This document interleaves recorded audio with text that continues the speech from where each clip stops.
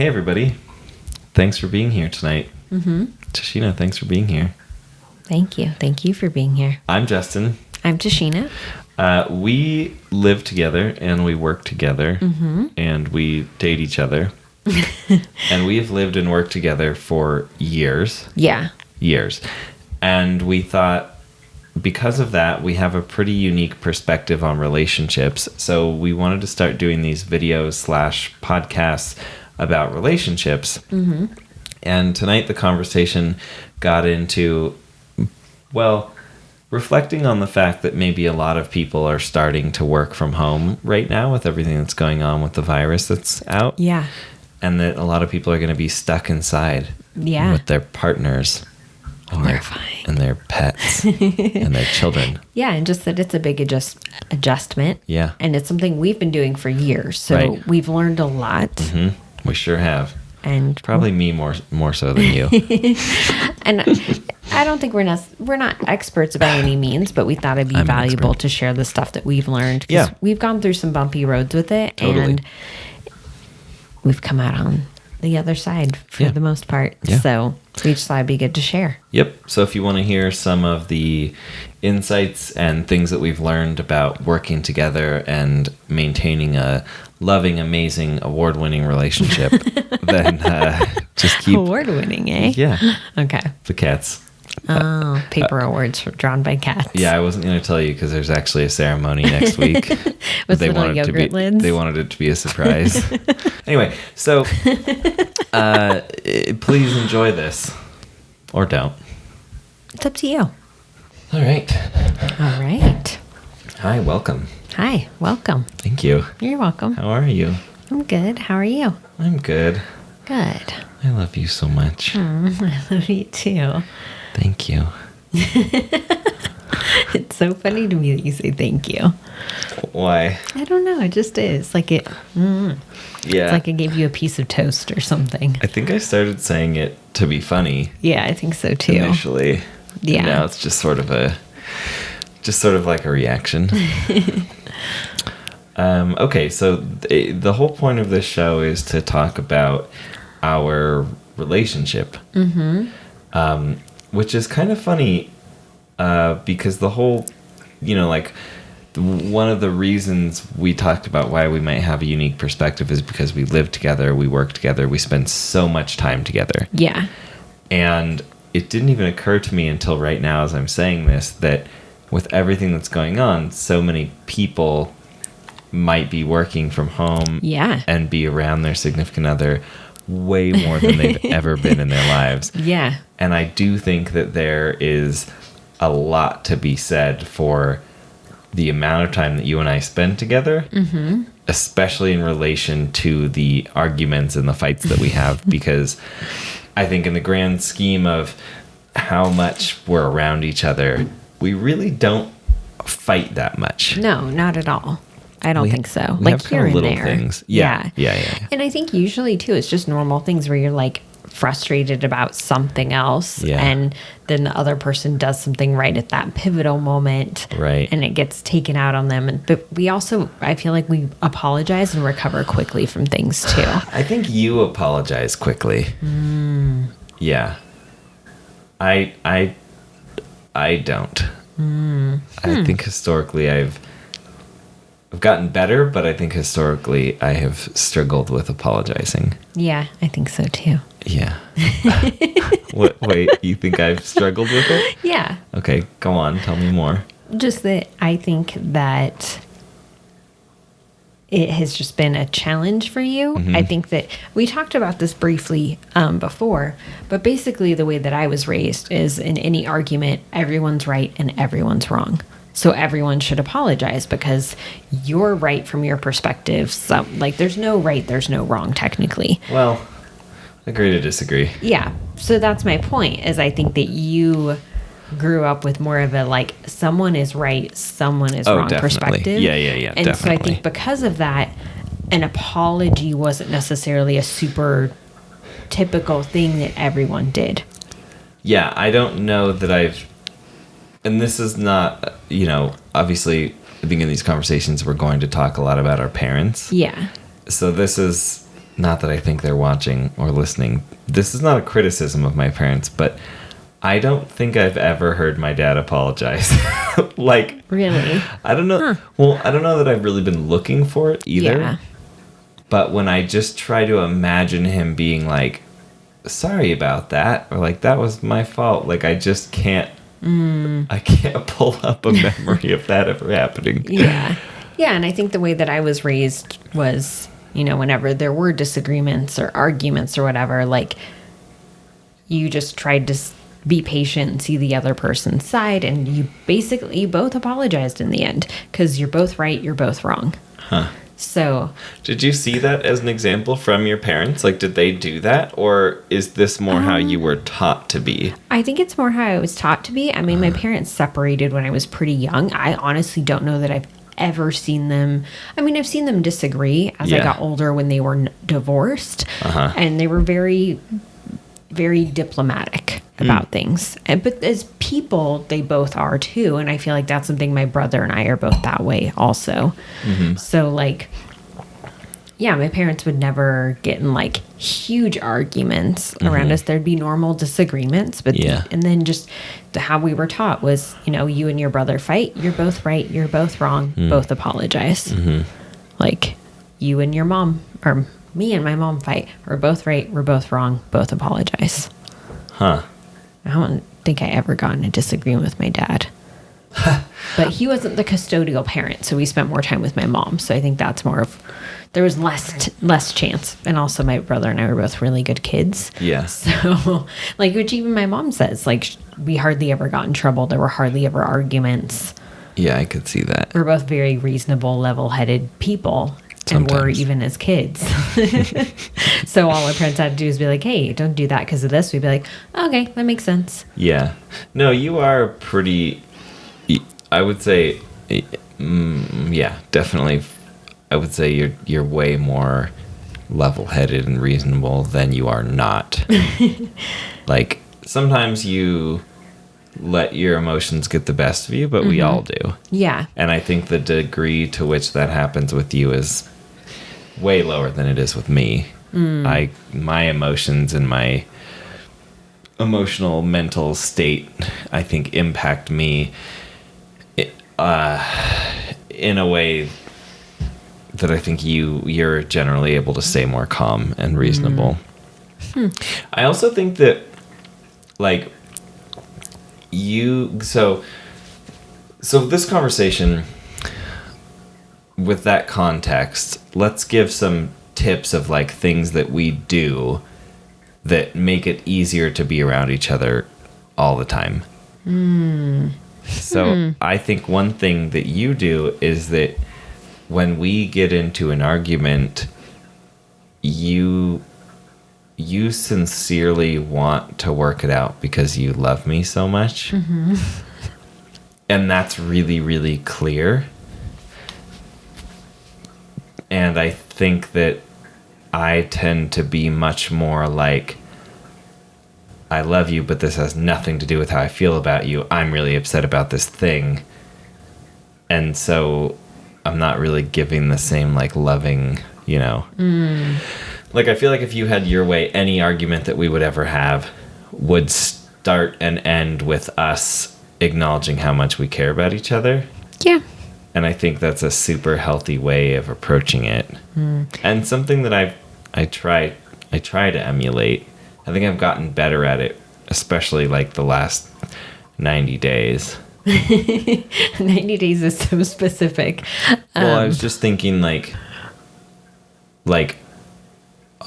yeah, I guess it was probably before that. I feel like it's slowly been happening. And then I think around the holidays, it was easier for me to reflect on our relationship because it's a time that normally we'd be with family, and so reflecting on that, and then also really thinking about the choice that we've made to come out here together, Yeah. and to do this together, because I think a lot of the moves that we have made, even the ones that were together, were sort of sometimes moves based on circumstance or finances. Yeah, and totally. Yeah. They weren't intentional.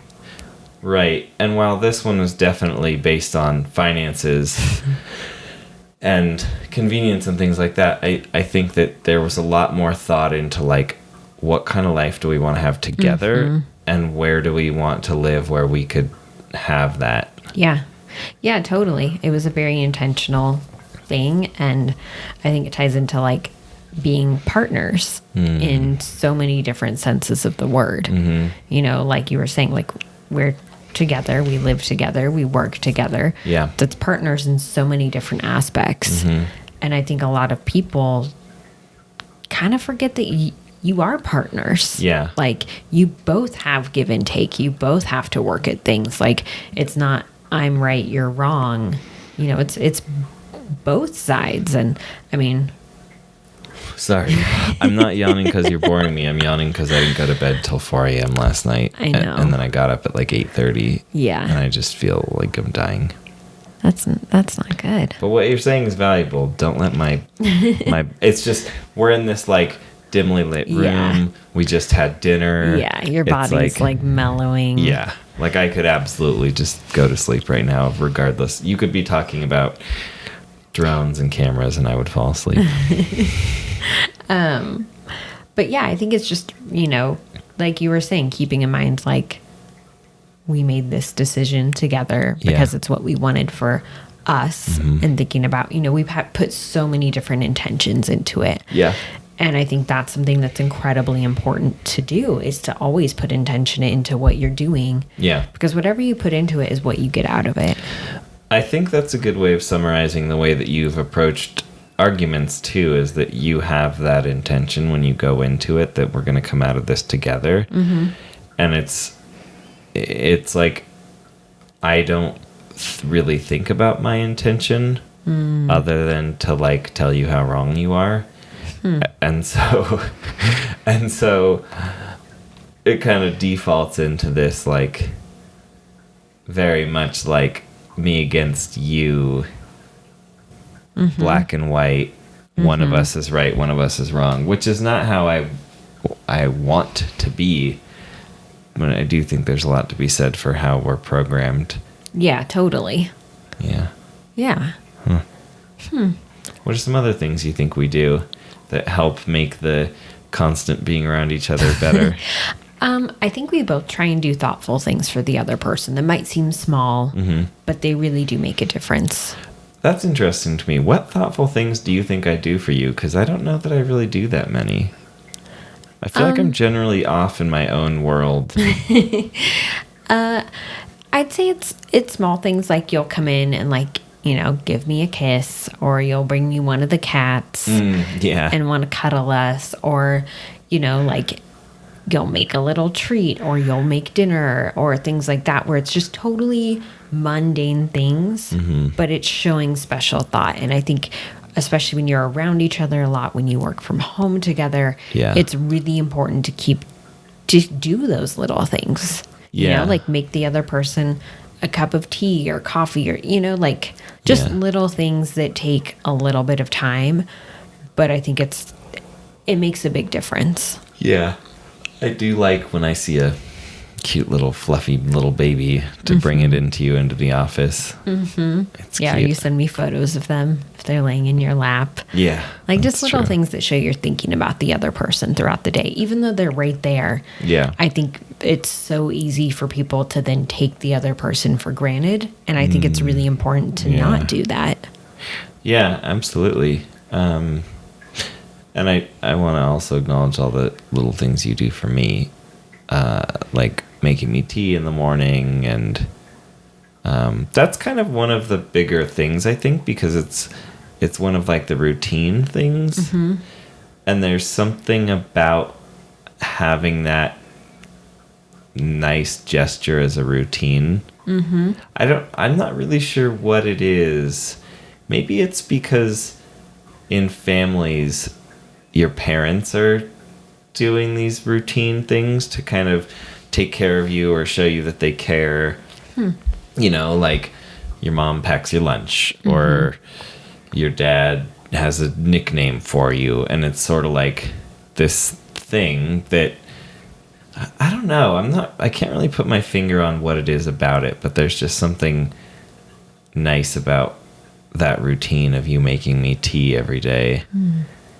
That it's like maybe not half the time, but many times I don't even want the tea. I'm like, not, but it's really sweet that you did it. And it's not like I don't want the tea, but I'm just saying. You weren't laying there being like, oh, I really want tea right now. Right. Yeah, exactly. Yeah. So yeah, you do a lot of sweet things. Thank you. I was thinking about the space that we do have. I think if people are going... Like our physical space? Yeah. Okay.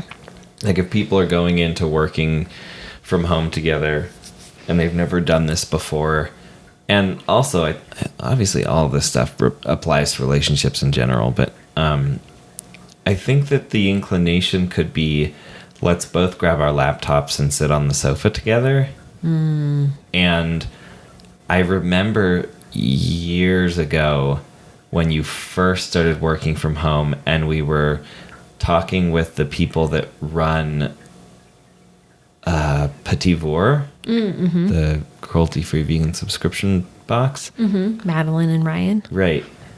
They were, I don't know why this stuck with me, but they were like, separate work from home. And I remember thinking, well, I'm not going to do that because I love what we do and I don't need that separation. But I think it was years before I realized the impact that it was having. Yeah. And then when I did realize it, I was like, oh man.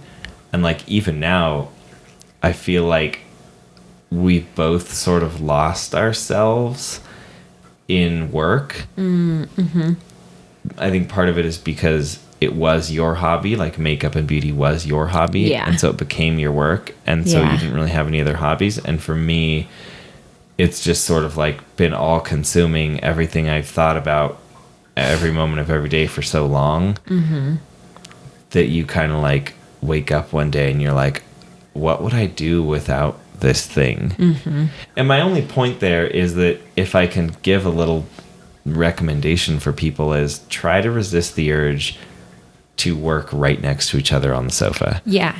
Yeah, I think the fact that we work in different rooms now, which we didn't always. No, most of the time we didn't, and it was really tough. Yeah, it was a source of conflict. Yeah, because just little things like you're doing something, like, or I'm doing something where I feel like I need to concentrate, and you're doing something totally normal in your workflow, but it's throwing me off. Right. Like, just little things. So now we're in separate rooms. I think it helps a lot. It makes you kind of miss each other throughout the day. Yeah, true. And then it's also just easier because then when you want to switch gears, you can just close those doors. It's a little bit easier. Much more easier for me than for you. You have an office. Yeah, you don't. Your computer's in the bedroom. But you can come out here, and it kind of creates that break in a way. Yeah, it's nice to have because the laptop that we do have doesn't work and we don't have a TV. Obviously, we have our phones, but the dining room and the kitchen and the living room are very much like the only technology that exists is what we bring with us. Yeah. So it's kind of like a nice, like you said, it's good to have that separation. Yeah, I think so. And I remember too when I first started working from home and we would work, I had my work laptop, I could go wherever. And it became very, very easy to take my work laptop and be like, I'm going to work on the sofa and be comfortable. And I would find myself working really long days when I really shouldn't have been. Yeah. And so it makes it harder to have that separation. Yeah. I think too, in that kind of same vein, like plan at home, like date dinners. Yeah. Like every now and then we'll eat dinner and we will watch a show. Like tonight, that's what we did. Yeah. We watched a show while we ate on my phone. But I think that a habit that we've gotten into that I've really enjoyed is that we don't have our phones at the table when we're having dinner. Yeah, and we usually make dinner together too. Right. And I think that if you're working together, sitting next to each other all day, it can be really, really easy to just sort of like, you feel like you've been hanging out and you feel like you've been around each other. And so you don't do those kind of like important relationship things. Yeah. You don't yeah, it just sort of all blurs together, and you're like, oh, I think especially, not to be sexist, but I don't think we can overlook like social programming. And I think that like people who were raised male tend to overlook a lot of details that people who are raised female kind of intuitively, like it's just a part of their being and how they were raised socially. And I think one of those things for guys is that it's really easy for us to overlook these small important details. And again, this goes back into programming. Like, obviously it has nothing to do with gender. It's totally about socialization and how we were raised and how we were programmed. I just think it's more typical that certain genders are raised certain ways. And anyway, I'm not trying to get into the whole, like, you know, this isn't meant to be a talk on gender roles and how nonsensical it is, which they are. Yeah, they are. I'm just trying to say that it's easy to think, oh, I spent all day sitting next to my partner. I don't, you know, we spent all day together. We've been hanging out all day. Yeah. And it's like, no, you didn't spend quality time together if you were both working. Even when you and I are spending time together and we're working on something together, it's not really spending relationship time together. It's so different than sitting down and having dinner and not talking about work. And honestly, even if we are talking about work, it's still, you know, just I think, again, like you said, it has so much to do with intention. And I think it's important to intend on having special time together and special time away from things like watching TV. Yeah, away watching from shows. Screens, away from distractions. You're not present with the person. Yeah. And I think having that time for sure. Yeah, to be present is really, really important. Yeah. And I think it's like one of the first things that goes out the window, kind of, because it does take effort to do. And at first you don't feel like you're not present. Like you're like, oh, like you were saying, like, oh, we hung out all day. Like we're going to do our own thing, or we worked next to each other all day. Now let's watch a movie. Yeah. And I think when you work from home together, especially, it's really important to make the time to be present. Yeah. I think one of my favorite lines, I think it was Jim Rohn, but it might have been Zig Ziglar. I'm looking at applesauce. Applesauce. She always comes in here and watches us. I'm pretty sure it was Jim Rohn who said, wherever you are, be there. And that's just like yeah, it's pretty good. Especially like, look, if you're going to sit next to each other and work, great, sit next to each other and work. But if you're going to be together, be together. And I don't judge, like, if you want to be together and be on your phones, cool. I'm just saying it's not the same thing. Yeah. There's nothing wrong with doing all those other things. Go ahead and do them all. Just realize they're not a substitute for the other stuff. Totally. Yeah. Yeah. And I think one thing, too, that I think is important to think about when you are working from home with your partner or your spouse or whatever is... just like how in the office, there's always someone who does something that annoys you. You're going to find that there. But like... not the TV show, The Office. No. When you're at an office. When you're working in an office, there's stuff other people do. When you said that, I literally thought about I was like, oh yeah, Dwight. And so that same thing does happen. And so it's about just like letting it go in the same way that you do when you're in the office, of being like... it's just how they are. It's just part of what they do. Bring it up to them in a respectful way if you feel like it, but also just let it go. Let it go. Yeah, I think when people like are... Frozen. Sure.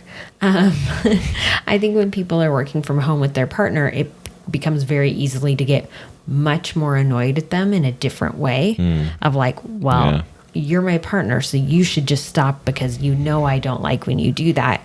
But it's like, it's not a reasonable thing. And that's something I think we've both struggled with in the past. And that's something I've come to feel like is like, you just have to accept it. It's just part of the situation and there's nothing wrong with it. Because if I were in an office, I wouldn't get that annoyed at someone else, Yeah. you know? People are going to be annoying. Yeah, I'd be like, it's just how that person is. It's fine. I can deal with it. It's just how, whatever. Yeah. Just how applesauce is. Applesauce. Come here. Hi. Oh, she always chooses Tashina over me. You don't shake your fingers at her. You just make noises. No, I even did it with this hand. You have to do it low so she feels like she can run up. Listen, I Okay. know how to get a cat's attention. I meant her in specific. I know how to get her attention. When you're not around, it works. The problem is when you are around, she doesn't care about me. Is that true, applesauce? You know it is. Oh, she meowed. Anyway. Jeez Louise. Dang. So I was going to bring up roles. Okay. Not gender roles, but I do think that it's helpful to have things that one person does that the other person doesn't really have to think about. Okay. I don't know that I have a ton to say about that other than if you are working together at home, there's going to be a lot of stuff that's going to come up that you're not used to. Like, I don't know if most people eat breakfast at home, but most people don't eat lunch at home. You know, like adding that meal in together is kind of a big deal. And, you know, maybe picking days to alternate making the food or something like that. I don't Yeah, know. totally. You're making a point to, like, when you're making dinner the night before, make extras. Yeah. So you have lunch covered, because it does sometimes, it feels really stressful to try and, like, take that time to, like, prep and cook and everything in the middle of the day. Yeah. So yeah, alternating anything you can do that just kind of, like, takes the weight off of someone else's shoulders. I think that's a good way to put it. Maybe. I agree. It seems maybe a little intense, but it's simplifying things, and it's a thoughtful thing. Yeah. I also think it's important. Sorry. Oh, man. I also think it's important to understand that you don't have to be on the same schedule. I think that's something that we've struggled. I mean, I think it's something we struggle with currently. Yeah. But it was a lot worse. It definitely was, because I naturally wake up pretty early. Yeah, I mean, I can wake up early. I can really do it either way. Like when people are like, "Oh, I'm a morning person, I'm a night person." Like if we're getting up early and that's how we're living, I can do that. If we're staying up late, I can do that too. I think it's less important to me that I have morning or night, and more important that I have time where the world is quiet and calm and like there's not a lot going on. But like, you know, I think there's so many things that get overlooked. Like maybe you don't get hungry for lunch at the same time, you know? Yeah, that happens to us a lot. That happens to us all the time. Or like you said, you know, getting up. I think probably they probably used to getting up at different times if they're on different work schedules. But I think it's one of those things that people probably don't realize can be an issue because they've never had to deal with it. And then all of a sudden you're working together, you're around each other all the time. Your bodies have different schedules for getting hungry, for going to the bathroom, for doing all these things. And to just really keep that in mind so that when it comes up, you're sort of aware of it before it's an issue. Yeah. Yeah, definitely. And I think some people are, I'm very structured in how I do a lot of things. I like to do it in a certain order. And when that order gets thrown off, it is very difficult for me. And that tends to happen because we have different schedules. So it'll be like in my head, I'm like, okay, in order to do this, here are the 3 things I need to do first. Yeah. And that's something I still struggle with, but I feel like I've gotten a lot better about it. It's an interesting struggle between the two of us because you like things to be done on that kind of schedule. And so I think if you don't have it that way, you get kind of frustrated. Yeah, I get flustered. Yeah, flustered. And then I get flustered and frustrated when you try to put me into doing this because I'm like, We're around each other all the time. Let me have some independence. Like, I don't want to have to do all the things when you want to do them. Like, that's really tough for me, which is kind of interesting because I think it would be tough for you too. It's just that I don't do that to you. Yeah. Because, and that's not to be like, I don't do, like I'm on some other level. It's because my schedule is so all over the place. I do the most random stuff. Yeah. There's not really much for me to impose on someone else. So it's kind of by default that I don't do that to you. It's not like I'm some,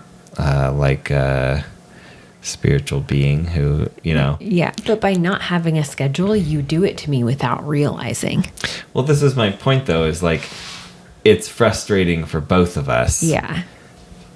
We just kind of look at it differently. Yeah, totally. I think maybe there's another lesson in there, which is to realize that whatever you're annoyed about, the other person is probably annoyed by the same thing, but in the reverse order. Yeah, and that it's all pretty small stuff. Yeah. Like, I mean, for me, it's things like, okay, let's say it's a morning before we film.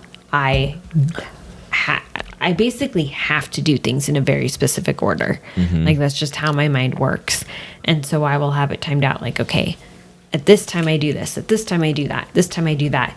And then sometimes in between those two things, like maybe it's like, at this time I'm going to go put dry shampoo in my hair and deal with that before we film. And then 5 minutes before I'm supposed to go do that, you go hop in the shower. Yeah. And then it throws me off because not only could I not do it on the schedule, but then I have to factor in, okay, now there's been all this like damp air in there. You could also communicate your schedule to me. That's true, I could. But part of it is since I get up earlier too, it's like I'm already in the flow and I don't know what your schedule is. And so it just comes down to like communicating, but also communicating, but also realizing that in the big picture, it's not that big of a deal too. Like letting yourself feel flustered or frustrated or whatever, but then letting it go. Yeah, I think so. I agree with that, being able to let it go. I think the takeaway I would have from that is like over communicating. I think this goes back into the things that people don't realize are an issue. Yeah. Like what you just said, I literally didn't even know that was a problem. It's never crossed my mind. Never. And I mean, I get it. Like when you explain it, I understand it. But I think because it's weird, there are certain things I don't communicate well at all. Like I just don't tell you, I forget. But then there are other things where like if I had to do something or I had a freelance thing and I had to leave the house at 3, at like noon, I would tell you. I'd be like, I have to leave the house at this time, which means I'm going to be in the shower. So if you need to be in there, don't go in there. You know what I mean? I think that kind of brings up one of the other things, which is like, that's great that you do that way. But like the other person is not going to get that unless you talk to them about it. And I mean,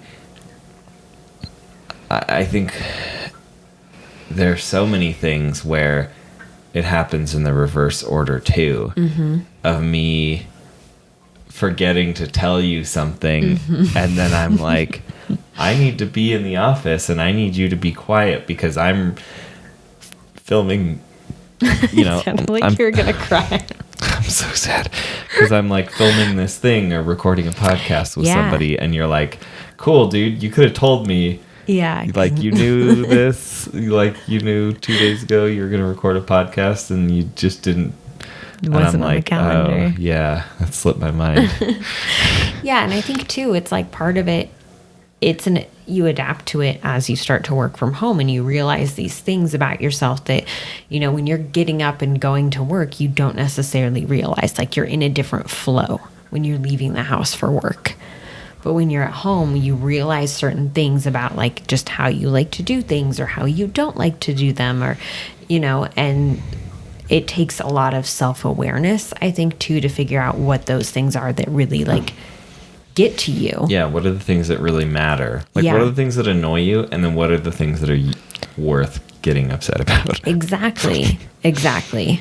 So, Yeah. and a lot of it is just, it's trivial when you think about it. I think that's Yeah. the big thing, is a lot of the little things that you can very easily get caught up with when you work from home together are so trivial. They don't matter.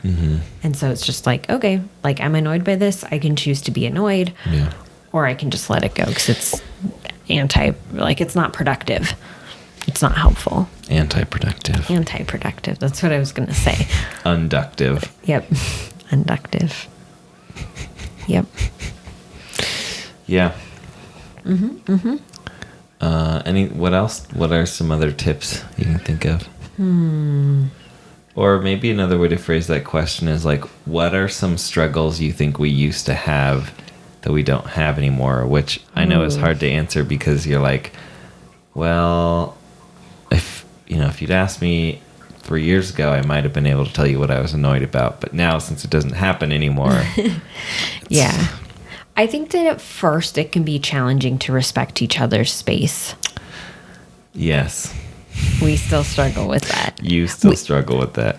We both interrupt each other a lot. I've never interrupted you in my life.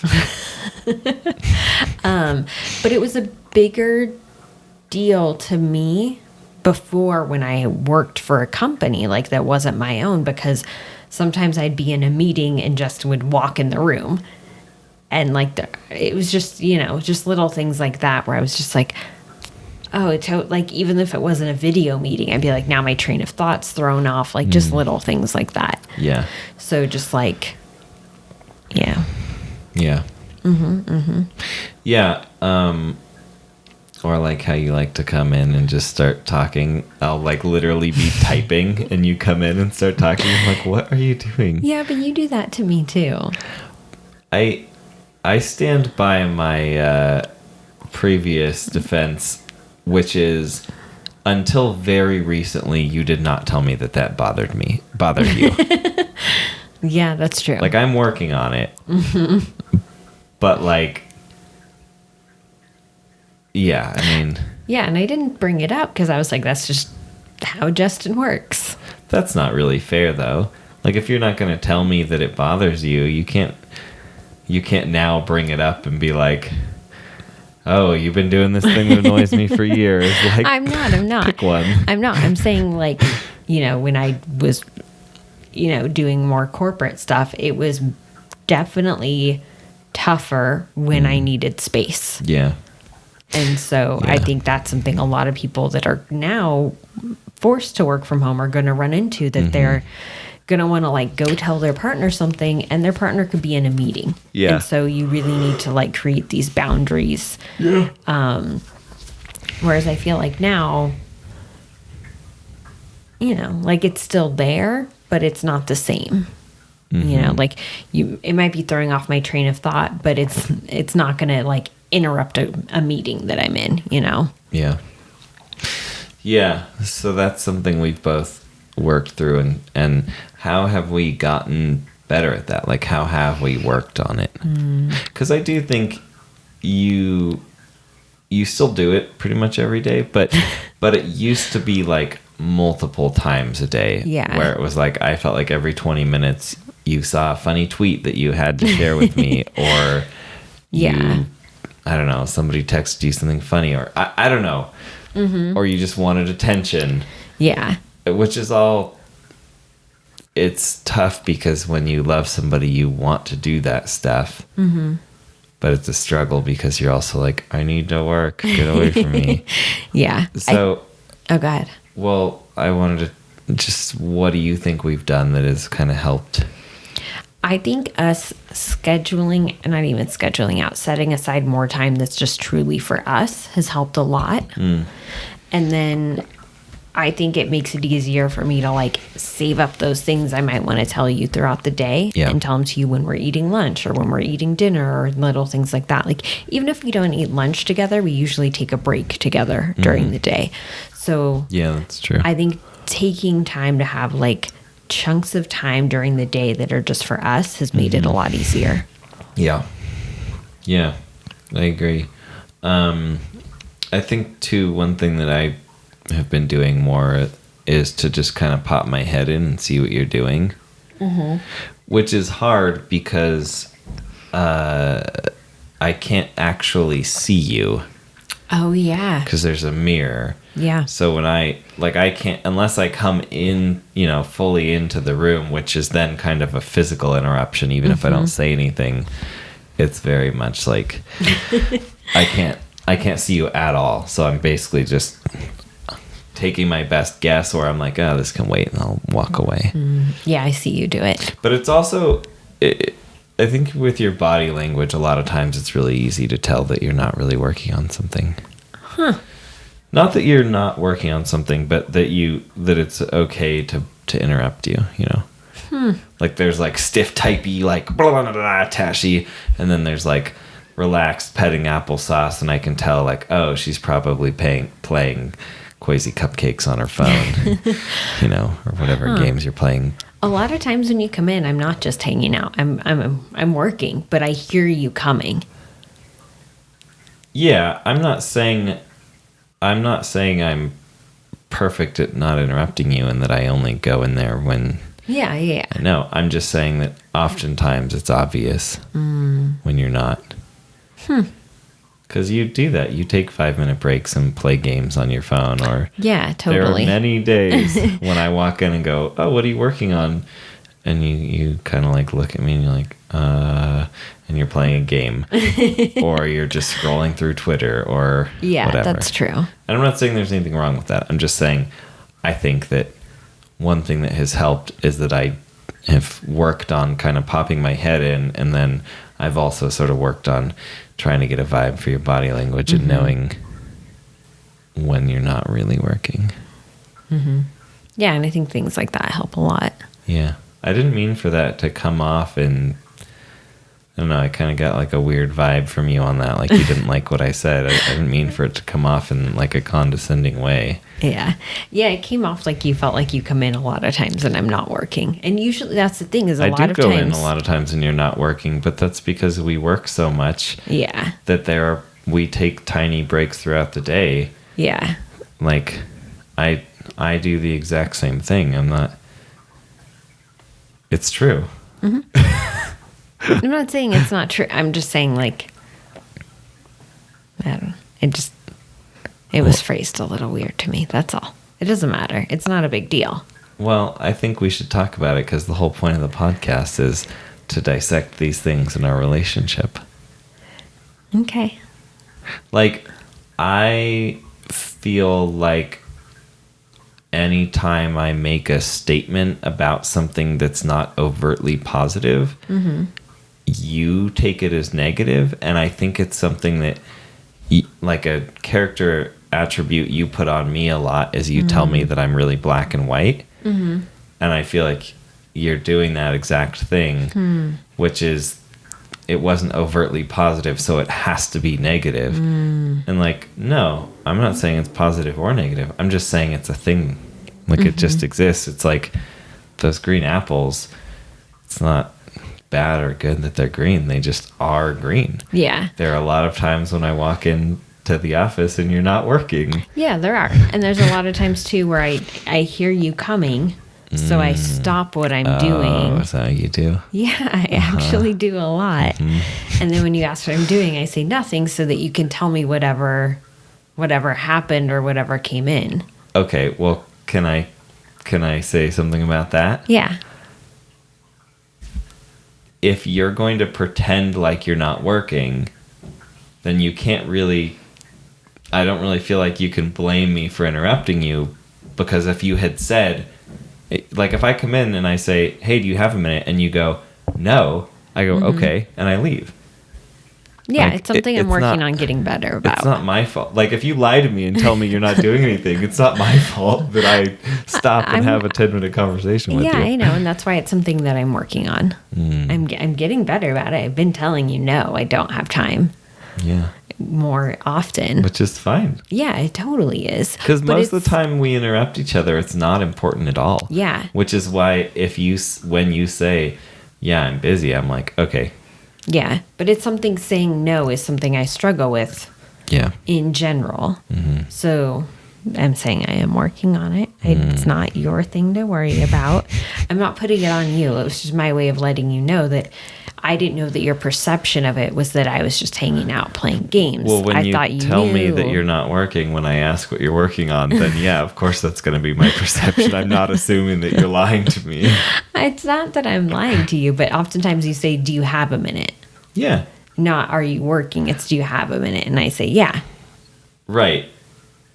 That's I get all. it. I just, Yeah. I hope we're on the same page that you know that if you say, no, I don't have a minute, it's totally fine with me. I don't care.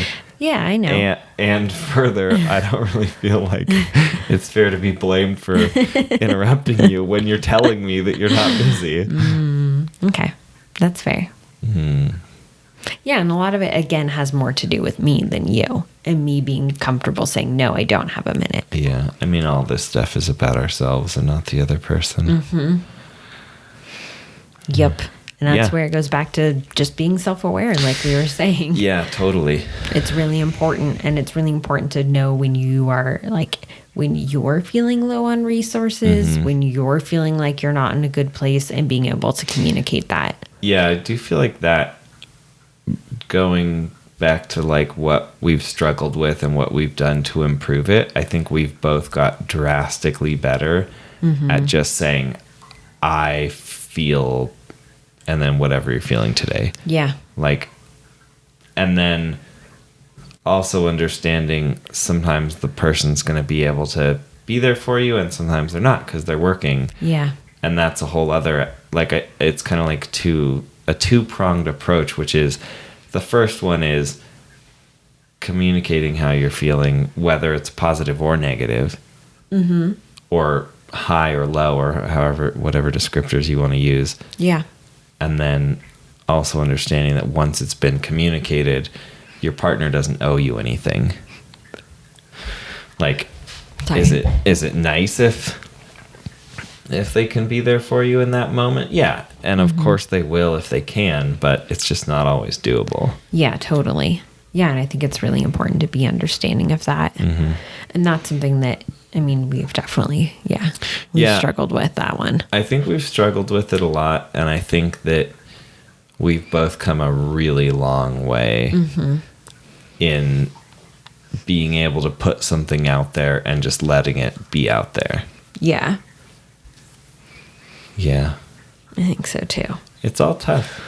Yeah, it is. I feel like when you work from home together, a lot of really unique challenges come up that they're not challenges in an office environment. You don't have those relationships with your coworkers. Even if you're close friends with them, the relationship is not the same. And you put different expectations on the person who's your partner.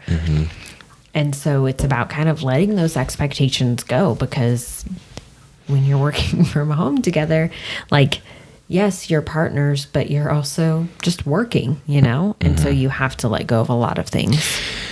Yeah. Yeah. Being able to let go of things, not taking things personally. Yeah. I mean, just go read the 4 agreements. But yeah, not taking things personally is a huge thing. Yeah, totally. Yeah.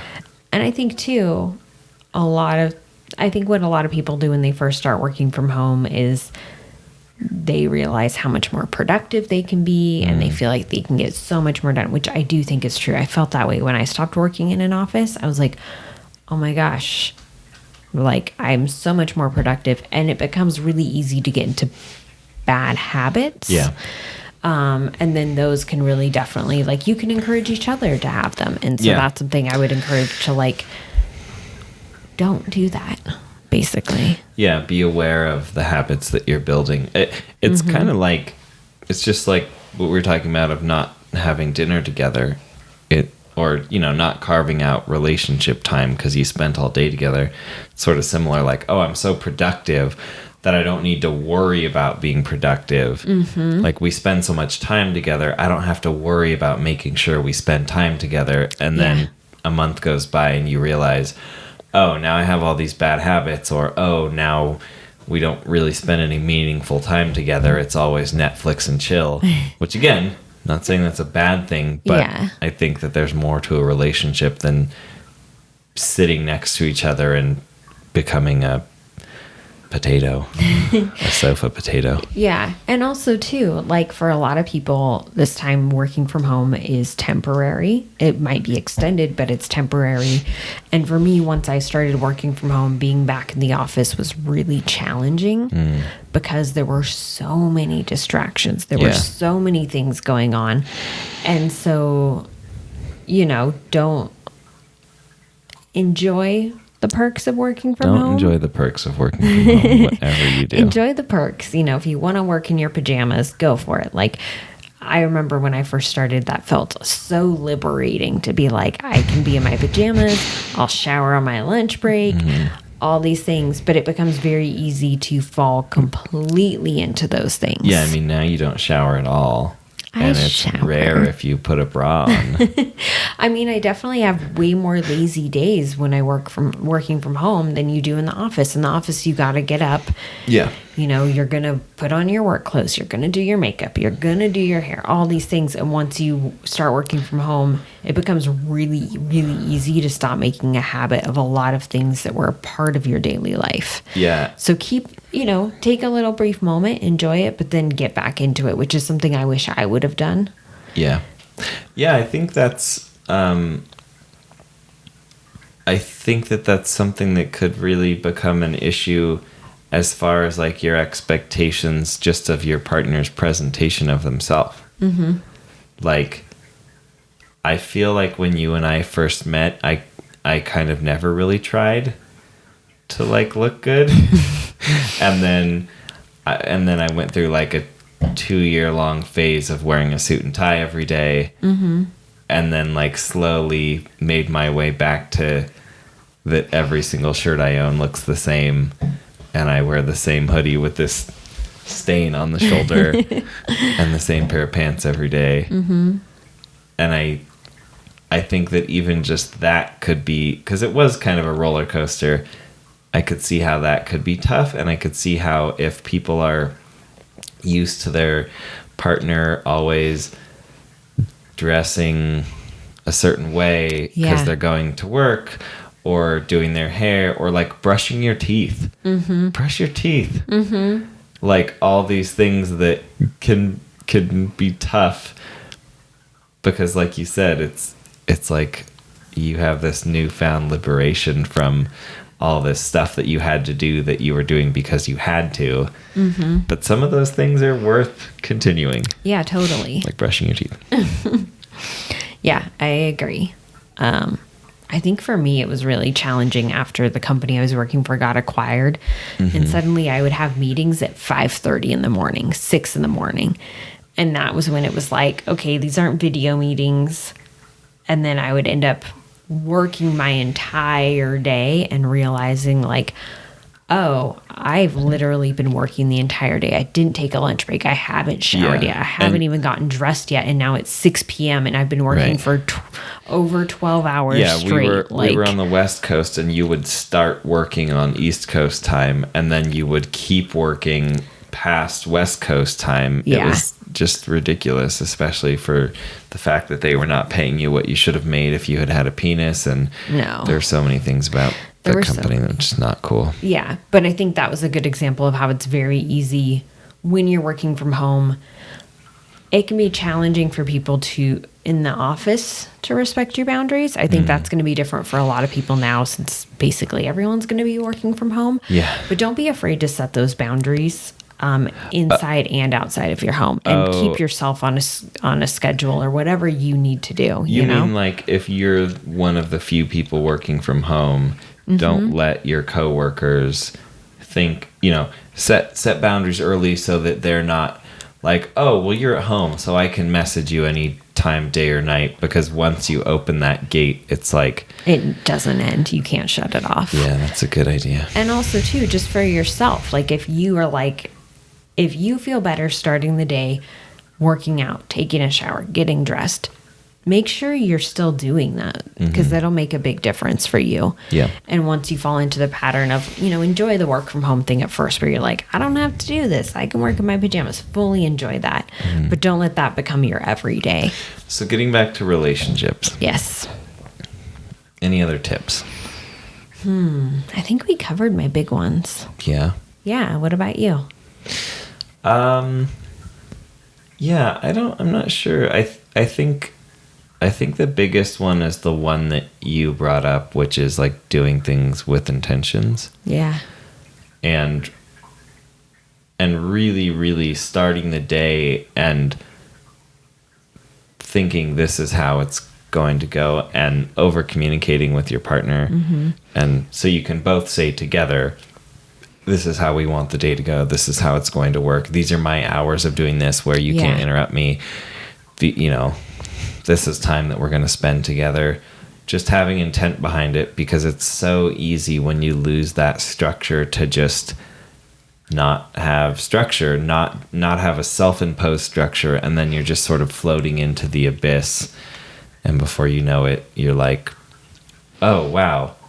It's like if you fall asleep in on a raft in a lake, like on a floaty toy in a pool.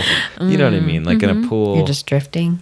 Yeah, in a lake, you just close your eyes for 5 minutes, and then you open them again. You're like, how did I get here? Yeah. It's easy to drift. Yeah, for sure.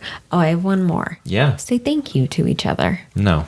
I feel like in the office, Nope. people thank each other for all these little things. Oh, yeah. And when it's your partner, it becomes really easy to not do that. Yeah. So thank each other. I will say, sometimes when you thank me for stuff, I feel uncomfortable. Oh.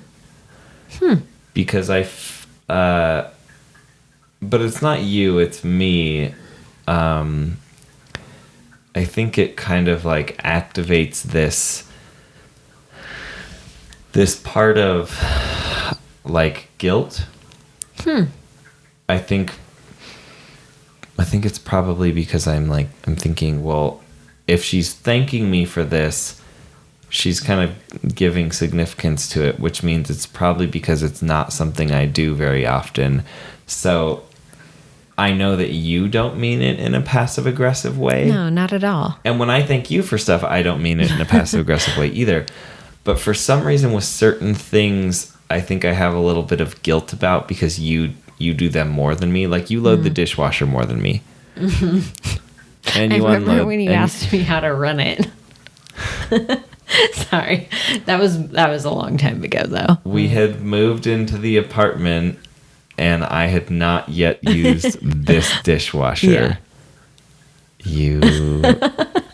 That was just a funny passing thought. Because at the time I was like, we had this conversation then. That's why I'm bringing it up. Mm-hmm. How dare you? What? It's a totally normal thing. Anyway, continue. Tashina breaks the toilet paper holder off the wall, and then I have do. to fix it. She's done it like 5 times since we moved in. She refuses to not break it. I'm trying. I don't think that you are. I now don't, you're trying, yeah. because I told you I wasn't going to fix it No, anymore. because you told me how I was breaking it. I didn't understand before how I was. I literally thought it was just like a terrible part that kept coming out of the wall. She was literally ripping it out of the wall. I didn't know it was how I was putting the thing in it. Yeah. Like I didn't know that. I Got it. genuinely didn't Okay. know. Anyway. But when I told you, you said, but I want to do it that way. I'm just saying, you're going to throw did me say under the that. bus with this dishwasher thing. Okay. I did kind of throw you under the bus. I'm sorry.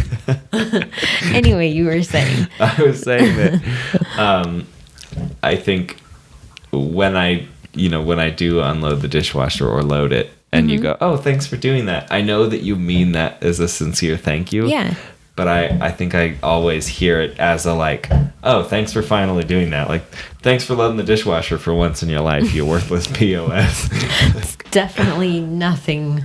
I know it's not how you mean it. Yeah, it's not how I mean it at all. And I again, it's really because I already feel guilty about not doing it. And then I guess when you acknowledge it, it's like I feel like it's this acknowledgement of the fact that I don't do it often enough. Anyway. Interesting. Yeah. Sounds like a personal problem. It is.